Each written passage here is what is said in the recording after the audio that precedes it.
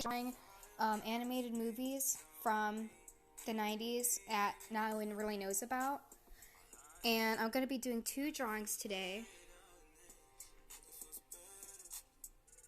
And my first drawing today, I'm doing Thumbelina. This is a movie that I don't think a lot of people know about.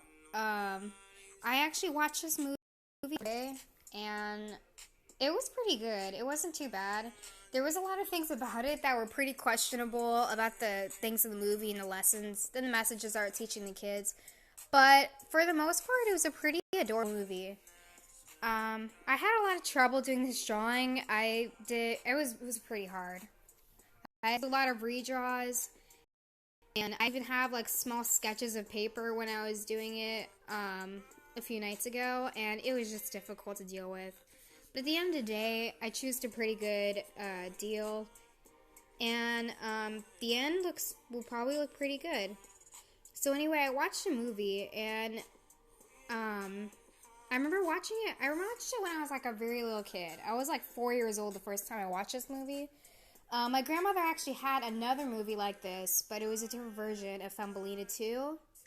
I don't really remember it too much. All I literally remember about the movie is like the opening theme song. I just remember being super cheesy. And honestly, this movie's pretty great, but I think what I like the most about this movie is like the soundtrack, basically, of like the opening credits. It's like still stuck in my head nowadays. The body looks kind of weird with the picture, so I'm sorry about that. And the line art can be pretty sloppy. I can be pretty sloppy with my line art. But I think otherwise, it's pretty good. A lot of people, I know on the internet when I was researching this, said it was a Disney ripoff. And I don't think it was necessarily a ripoff, but I mean, it did remind me a lot like Disney. And I don't know if anybody else has seen this movie. I feel like I'm probably the only one who's ever seen this movie. But, I mean, if you guys seen it too, what did you guys think of it? Do you guys think it was a good movie? Or that was anything like Disney? I decided to, with her dress, to make sure, I wanted it to look as much like Thumbelina in the real movie as possible. Just to change a few things about it. Like the colors, like the saturated colors. I made the blue middle of her dress, I made it more of an aquamarine color. And her blue dress, I mean, it's not as pale as it is in the movie.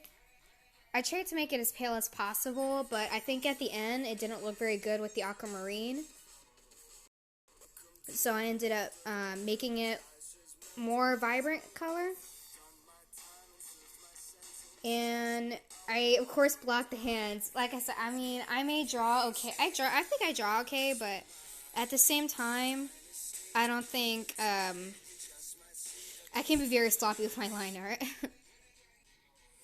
And for the eyes, I just did the same color to match with the dress.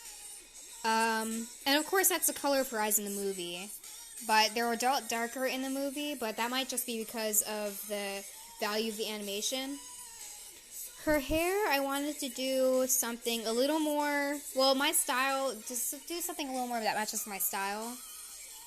So I added a lot more edge to her hair, like in the movie where her hair, like, is very round, doesn't have a lot of split ends, I guess I'm gonna call it. And then I added like a little bun in her hair too, which I thought was very cute.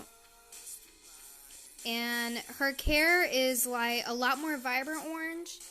It's a lot more pastel-y colors in this drawing, where in the movie her hair was a lot more darker. It was like a darker orange, almost a brown. Of course, I added values into it. And then instead of having the little things, little bangs on the side, I did something a lot more like fantasy. So this drawing looks like a lot more fantasy.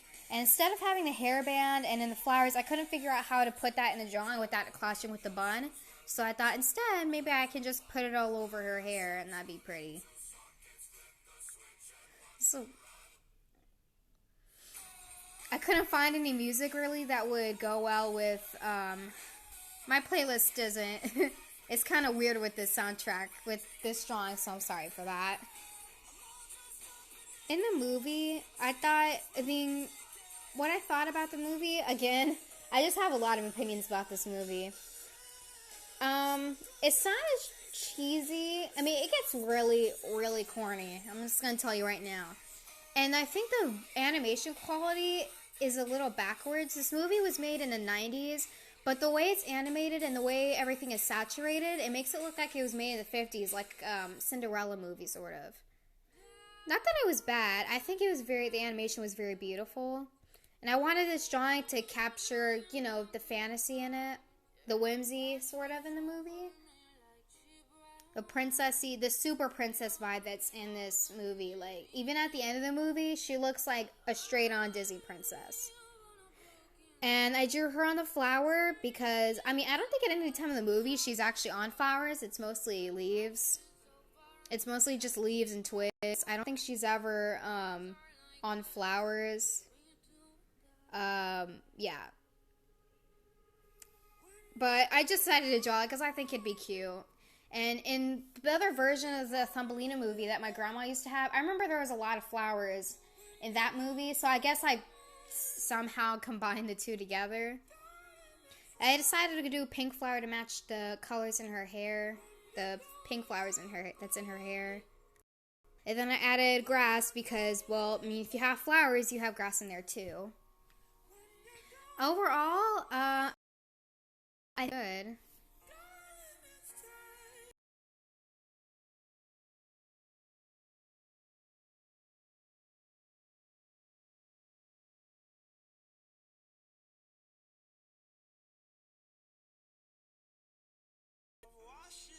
This next one I'm doing is Krista from the movie Ferngully.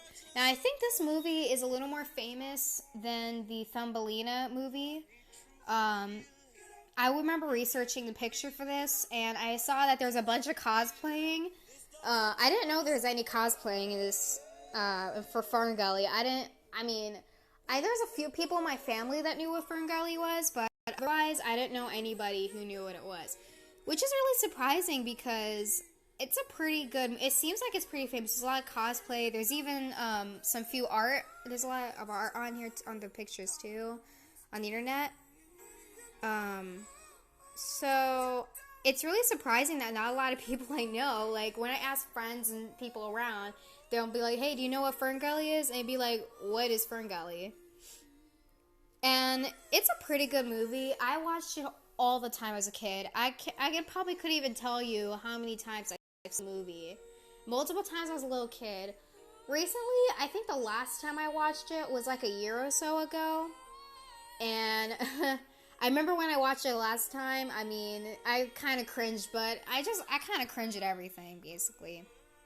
But it's a really cute movie, and there's some times when it can be really funny, and Robin Williams is in it too, and you can't go wrong with Robin Williams. He plays a really good role in it too. Anyway, with the drawing, I decided to go, as you could probably tell by now, but my style is a little more anime-ish, and so I added more edge to her hair. She actually has a lot of edge as well, but I wanted to do something that's a little more, how to put it, contemporary, I guess, in her hair. And in her outfit, her little dress and her little shirt and skirt, I decided to add more rips in it, so that she can look more, how do I put it, wild, natural? Yeah, natural. So, the reason why it looks like there's a notebook is because I did try to draw it from scratch, but it didn't look very good at all. Like, no matter how hard I tried, it was just terrible. So I decided to use an old sketch that I actually made a few days ago. I think it was a few weeks ago. So then I just used that sketch, and in the end, I liked that the most. So I just used that on this drawing right here. This is the first time I actually overdrew the line art that I did. I usually don't do that, and I mean, not that it ends up bad in the end, but it's sloppy. It's a little sloppy in the end, and I wanted this one to be a little more neat, and I've seen other digital artists do this to draw over their lines, and I wanted to test it out, so I guess this was a little experiment. I did a little bit more of a vibrant red, in her outfit, because I like vibrant colors, you know, I like colors that pop out. So I did a little bit less of a red and did a little more pastel-y. Then of course I added values into her rips of the dress, because as you can see in the picture, her dress, the rips that are in her skirt, they actually come out. They're not rips, but they're like, it's sort of like a tulip. I don't know how to explain it. This is my first video, guys, so give me some slack. I did her hair. I added some more volume into that, because I noticed in the movie she doesn't really have any values in her hair. I think the most value she has in her hair is like in the front cover that I have, and that's pretty much it. Her skin, it was kind of hard at first to figure out what skin tone she was, because like I said, it's very saturated a lot differently. It's not as vibrant.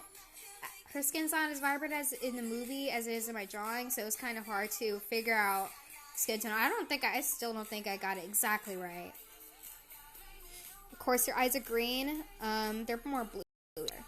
And then for the background, because it is Fern Gully, I decided to do a tree for it, like a big tree, and the background leaves. I think there's a scene that's actually a lot similar to this when she first meets another one of the characters, Zach.